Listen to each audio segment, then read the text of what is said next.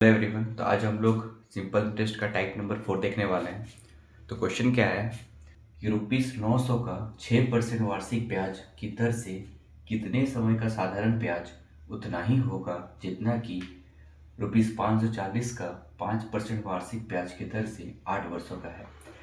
यानी कि बोल रहा है कि जो पहला का सिंपल इंटरेस्ट और दूसरा का सिंपल इंटरेस्ट जो है सेम है, ठीक है। तो पहला का जो है प्रिंसिपल और रेट दिया हुआ है, तो टाइम नहीं पता है वो निकालना है, और दूसरे में जो है प्रिंसिपल रेट और टाइम तीनों दिया हुआ है। तो क्वेश्चन में मेन चीज़ हमें क्या पकड़ना है कि दोनों का सिंपल इंटरेस्ट क्या है, SI1 is equal to SI2। दोनों क्या है, बराबर है।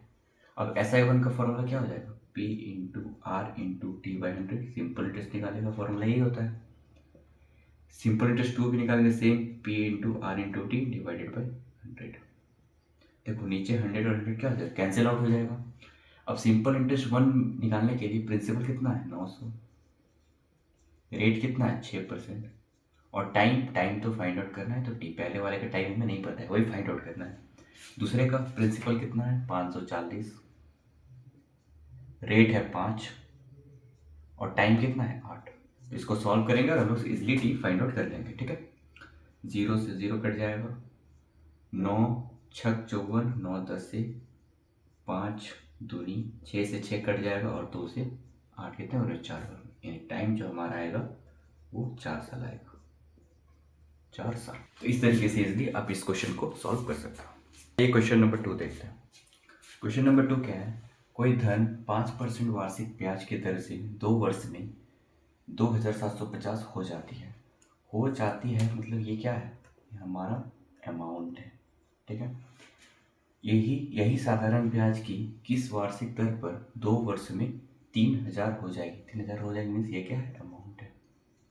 देखिए यहाँ पे आप फॉर्मूला यूज़ नहीं कर सकते हो। फॉर्मूला का मैंने क्या बताया था, simple interest is equal to P/R/T divided by 100। अब देखिए यहाँ पे पहले वाले स्टेटमेंट में अगर हम लोग देखें तो यहाँ पे ना आपको प्रिंसिपल दिख रहा होगा और ना ही सिंपल इंटरेस्ट। अब प्रिंसिपल भी नहीं है, सिंपल इंटरेस्ट भी नहीं है, तो आप ये फॉर्मूला जो है नहीं लगा सकते हो, ठीक है। तो आप इसको कैसे सॉल्व करोगे, देखिए मैंने आपको बताया था प्रिंसिपल जो होता है वो अपने आप में 100% होता है, ठीक। और सिंपल इंटरेस्ट निकालने का मैंने बताया था आप लोग को, जो होता है R/T% होता है, ठीक है। अब सिंपल इंटरेस्ट निकाल सकते हैं कि देखो रेट तो है हमारे पास 5, टाइम है कितना 2, तो 5 गुना 2 यानी कि 10%। यानी हमारे पास सिंपल इंटरेस्ट भी आ गया 10% और प्रिंसिपल भी कितना 100% है। तो मैंने आपको अमाउंट का क्या बताया था, वो होता है प्रिंसिपल प्लस SI। अब प्रिंसिपल कितना है 100%, SI कितना है 10%, तो ओवरऑल अमाउंट जो हमारा कितना हो गया 110%। और देखिए हमारे पास अमाउंट गिवन है, तो अमाउंट का जो हमने निकाला है परसेंटेज रेशियो, उसको रुपीज़ से इक्वेट कर देंगे, यानी 110 का जो वैल्यू है वो 2750 है, ठीक। अब क्या बोला है, यही साधारण ब्याज की किस वार्षिक दर पर 2 वर्ष में 3000 हो जाएगी। 3000 हो जाएगी मीन्स क्या, अमाउंट। तो अमाउंट वाले डाटा को हम लोग अमाउंट वाले जो डाटा दिया हुआ है उससे इक्वेट कर देंगे और इधर का वैल्यू निकालेंगे, ठीक है। निकालते हैं, 1010 कट जाएगा, 11 1 11, और ये 11 दूनी 22, ठीक है।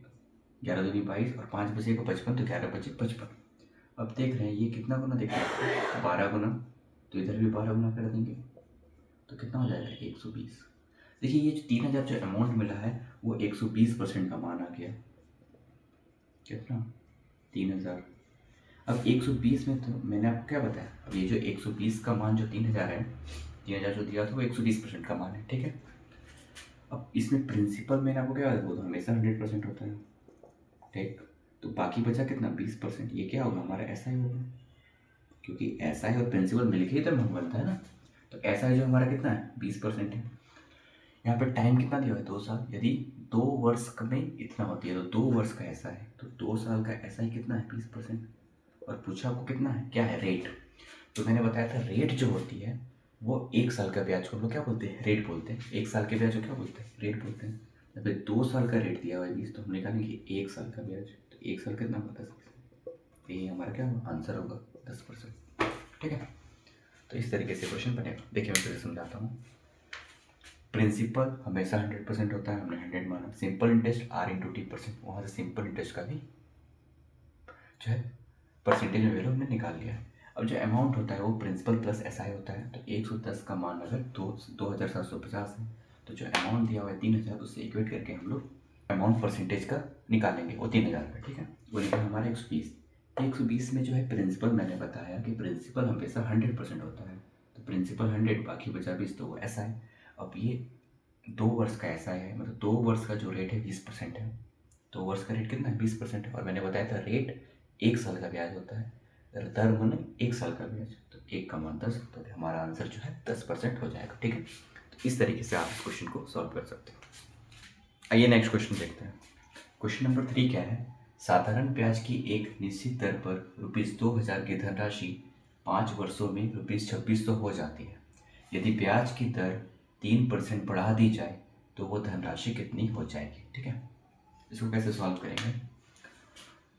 देखिए यहाँ पे हमारे पास क्या क्या दिया हुआ है? प्रिंसिपल है, अमाउंट है और टाइम है।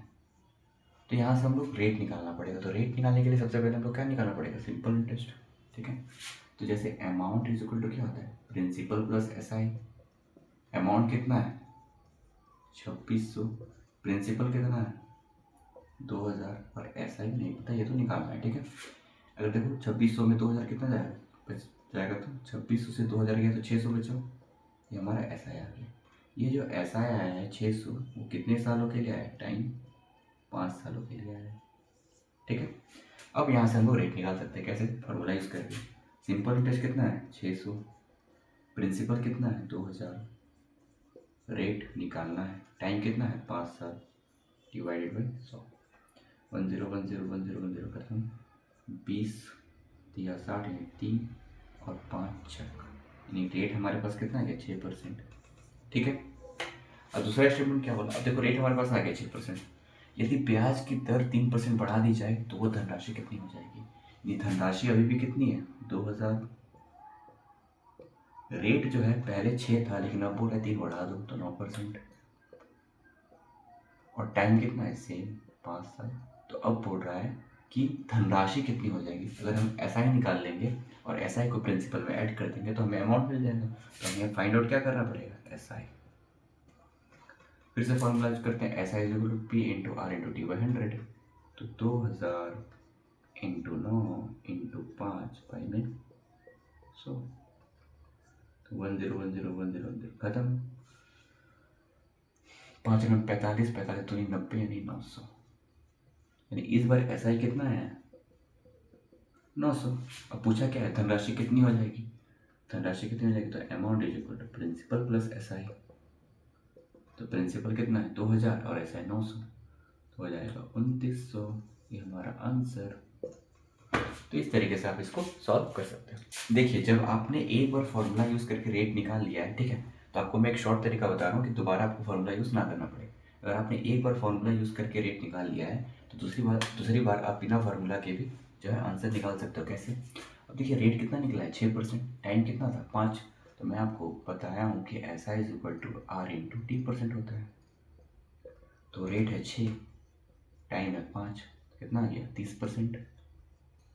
और हमारा एसआई जो डिफरेंस कितना है? था 600 का, यानी कि 30% का मान जो है 600 है।